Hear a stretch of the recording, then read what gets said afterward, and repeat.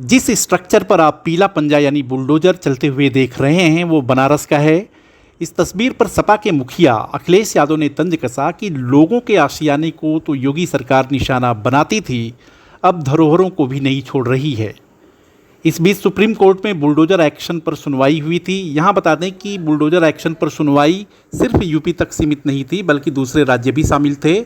और अदालत ने टिप्पणी करते हुए कहा कि किसी दोषी के घर पर बुलडोजर नहीं चलाया जा सकता, आरोपी की तो बात ही छोड़िए। हालांकि सुप्रीम कोर्ट ने यूपी सरकार की विधिसम्मत कार्रवाई की तारीफ भी की, लेकिन अखिलेश यादव को मौका मिला और उन्होंने कहा कि 2027 आने दीजिए, सभी बुलडोजर को गोरखपुर की तरफ मोड़ देंगे। अब सियासत में संकेतों का अपना अलग महत्व होता है। अगर निशाना सीधा ना लगे तो कभी दाएं तो कभी बाएं से लगाया जाता है, लेकिन यह बात तो साफ थी कि गोरखपुर का नाम ले योगी आदित्यनाथ पर निशाना साधा जा रहा था। अब जिस जनता की दुहाई अखिलेश यादव देते हैं, कम से कम उन पर तो बुलडोजर नहीं चलवाएंगे। हालांकि योगी आदित्यनाथ भी पीछे नहीं रहे और अपने अंदाज में जवाब दे दिया। पहचान का संकट खड़ा होगा, हर तबके का व्यक्ति तबाह होगा और आज ये लोग फिर से अपना रंग और रोगन बदल करके फिर नए रूप में आपके सामने प्रदेश की जनता को गुमराह करने के लिए फिर से आना चाहते हैं। बुलडोजर पे हर एक व्यक्ति के हाथ नहीं फिट हो सकते, इसके लिए दिल और दिमाग दोनों चाहिए, दिल और दिमाग दोनों चाहिए। बुलडोजर जैसी क्षमता और दृढ़ प्रतिज्ञा जिसमें हो वही बुलडोजर चला सकता है। दंगाइयों के सामने नाक रगड़ने वाले लोग बुलडोजर के सामने वैसे ही पस्त हो जाएंगे। और इसीलिए मैं आप सबसे कहना चाहता हूं कि प्रदेश सरकार ने जो प्रक्रिया अपनाई है पारदर्शी तरीके से, अपेक्षा भी हम यही रखते हैं। अब अखिलेश यादव भी कहां पीछे रहने वाले थे। उन्होंने कहा कि अगर आप और आपका बुलडोजर इतना ही कामयाब है तो अलग पार्टी बनाकर बुलडोजर चुनाव चिन्ह लेकर चुनाव लड़ जाइए, आपका भ्रम भी टूट जाएगा और घमंड भी। वैसे भी आपके जो हालात हैं उसमें आप भाजपा में होते हुए भी नहीं के बराबर ही हैं। अलग पार्टी तो आपको आज नहीं कल बनानी ही पड़ेगी। बुलडोजर में दिमाग नहीं होता है, स्टीयरिंग होता है उसमें। स्टीयरिंग से चलता है बुलडोजर। उत्तर प्रदेश की जनता कब किसका स्टीयरिंग बदल दे या दिल्ली वाले कब किसका स्टीयरिंग बदल दें। यही नहीं, अपनी बात को आगे बढ़ाते हुए अखिलेश यादव ने योगी आदित्यनाथ पर तंज कसते हुए कहा कि आरोप लगाने से पहले फुल फॉर्म तो जान लेते। जिस शब्द का वो जिक्र कर रहे थे वो डीएनए है, और डीएनए का मतलब वो समझाते हुए अखिलेश यादव कहते हैं कि इसका अर्थ होता है डीऑक्सीराइबोन्यूक्लिक एसिड। और फिर कहते हैं कि अगर आप जानते भी होते तो बोल ना पाते। अरबों करोड़ों में सांसद विधायक की भर्ती करवाने वाले लोग जितना कम बोलें उतने में ही उनकी इज्जत है। ज़्यादा बोलने वालों की ज़्यादा सुनना पड़ता है। लेकिन आप भी पहले जानिए कि यूपी के सीएम ने क्या कहा था। 2017 के पहले जो लोग प्रदेश में लूट खसोट मचाए थे, आज जब उनके सपनों पर पानी फिर चुका है तो अब टीपू भी चले सुल्तान बनने। सपना देख रहे हैं, सपना देख रहे हैं।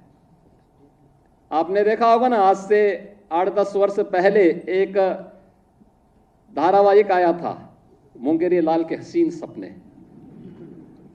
सपना देखना, वैसे भी इन लोगों को सपने ही दिखाई देते हैं। सपने देखने की इन लोगों की आदत रही है, क्योंकि तब जब जनता ने इन्हें अवसर दिया था तब उन्होंने प्रदेश के युवाओं के भविष्य के साथ खिलवाड़ करने में कोई गुरेज नहीं की थी, पहचान का संकट खड़ा किया था।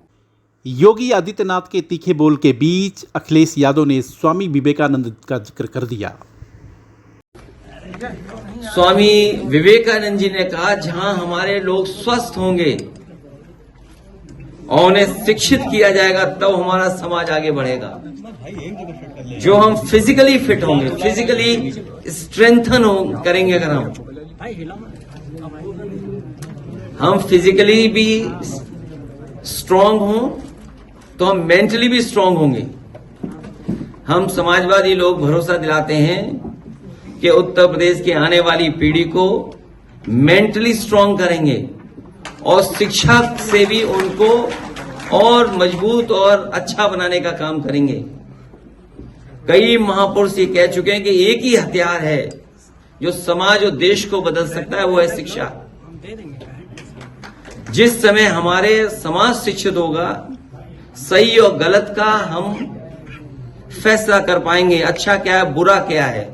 अब आप समझ रहे होंगे कि अखिलेश यादव और योगी आदित्यनाथ के बीच जुबानी हमले के पीछे की तात्कालिक वजह क्या है। क्या वो विधानसभा उपचुनाव के लिए इस तरह की बातें कर रहे हैं या निशाना 2027 है।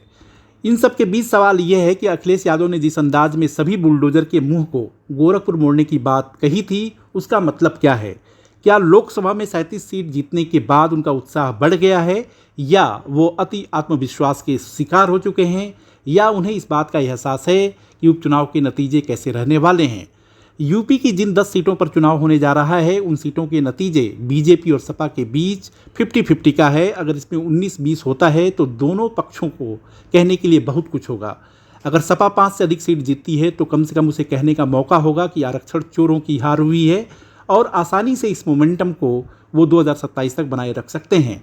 लेकिन यदि जीत बीजेपी को हासिल होती है तो कम से कम इसके नेता कह सकते हैं कि काठ की हांडी बार बार नहीं चढ़ती, झूठ की उम्र लंबी नहीं होती। ऐसे में चुनौती दोनों पक्षों के लिए बराबर का है। इस तरह के बयान आपको अभी और सुनने को मिलेंगे, लेकिन सियासत में परसेप्शन की अपनी अहम भूमिका होती है। अगर कोई राजनीतिक दल जनता के दिल में उतरने में कामयाब रहा और उस असर को लंबे समय तक बनाए रखा तो उसे सत्ता से हटा पाना आसान नहीं होता। लेकिन विश्वास अति आत्मविश्वास में बदल जाए तो हस्र इंडिया शाइनिंग जैसा हो जाता है। वीडियो को लाइक, शेयर और सब्सक्राइब करें और हाँ, कमेंट जरूर करें। देखते रहिए इंडिया अड्डा।